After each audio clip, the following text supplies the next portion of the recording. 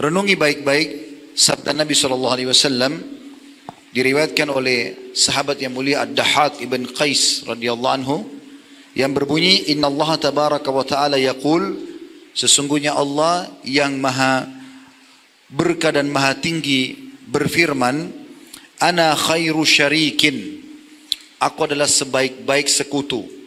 Faman asyraka ma'i syarikan fahuwa li syariki. Siapa yang coba mempartnerkan aku dengan sekutu, maka aku akan berikan semua untuk sekutuku itu. Lalu Nabi SAW mengatakan, Ya ayyuhan nas, akhlisu a'malakum. Wahai sekalian manusia, oleh karena itu ikhlaskan. Artinya murnikan hanya untuk Allah saja.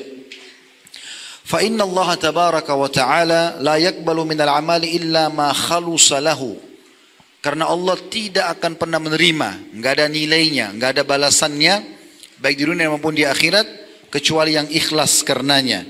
Wala taqulu, dan jangan pernah kalian ucapkan, hadhihi lillahi walirrahim, ini untuk Allah dan untuk kerabat-kerabatku.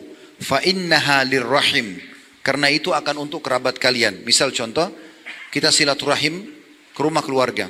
Lalu kita katakan, saya datang ke sini karena Allah perintahkan dan karena kalian. Bahasa karena kalian ini sudah cukup untuk hilang pahala silaturahim itu. Harus murni karena Allah. Nggak ada hubungannya. Kita bantu orang susah, jangan kita mengatakan, saya bantu kamu karena Allah perintahkan dan karena kasihan lihat keadaanmu. Maka yang akan didapatkan hanya kasihan karena keadaan orang tersebut. Lalu beliau mengatakan, walaysa lillahi minha syai'. Kata Nabi SAW, karena Allah tidak akan menilai buat Allah sedikit pun dari apa yang dikerjakan tadi. Wala taqulu, dan jangan pernah kalian ucapkan juga, hadhihi lillahi wa liujuhikum, ini karena Allah saya lakukan dan karena kasihan pada kalian. Fa innaha liujuhikum, karena itu nanti hanya untuk mencari nama kalian saja. Atau ini lebih tepatnya, ini untuk Allah dan ini untuk nama baik. Maka kata Nabi SAW, itu hanya untuk nama baik kalian. Walaysa lillahi minha syai', dan tidak akan dinilai oleh Allah sedikit pun. Maka ini poin yang sangat penting untuk diperhatikan dalam asas ibadah itu. Karena kalau dicampur antara Allah dengan makhluknya, maka Allah tidak akan terima. Dalam hadis yang hadis tadi itu hadis sahih diriwayatkan oleh Al-Baihaqi.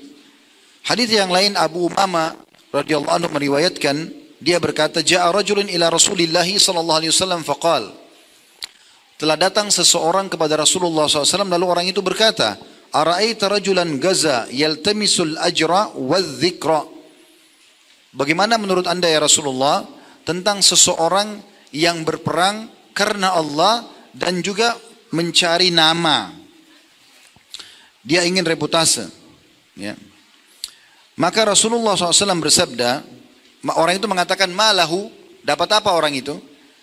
Faqala Rasulullah SAW, la syai'a lahu, dia tidak akan dapat sedikit pun pahala. Fa'adaha thalatha miraran, atau mirar. Orang itu mengulangi sampai 3 kali, ya Rasulullah, berperang, ya, meninggalkan keluarga, meninggalkan harta, karena Allah dan juga supaya harum namanya. Nabi SAW mengatakan tidak ada apa-apanya. Sampai 3 kali. Wa yaqulu Rasulullah SAW, kemudian Nabi SAW bersabda setelah 3 kali dia jelaskan, la syai'a lahu, tidak ada sedikit pun untuknya.